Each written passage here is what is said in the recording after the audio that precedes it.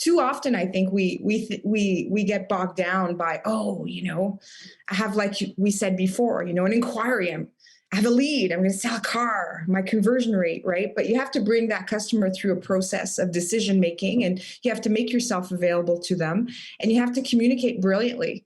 I see so much stuff go out there sometimes that's just not thought out.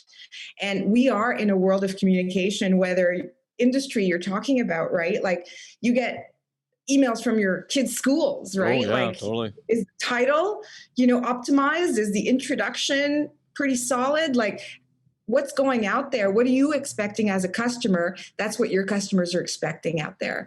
Today we have a meeting, Jason. We have each other in the calendar, right? So, how Yep, many yep. of our customers out there only live with a calendar? Right.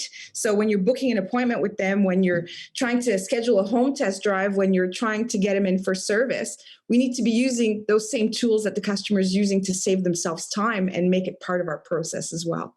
That's true. I'm actually surprised to see how often, as a dealership, we'll schedule an appointment with someone and then we don't send them a Ah, actual appointment invite, I so would they can never show add up. into it. But isn't it mind-boggling? Like I've Oh my God, Jason, I wouldn't pick up my kids if it wasn't in my calendar. if it Like, this and is this happens insane. to me all the time. If it's not in my calendar, I wouldn't simply do it. But it's great because that has that built in. Like again, this is like we're not talking about going out and spending $1,000 on new tech. What we're talking about is creating buyer centric processes.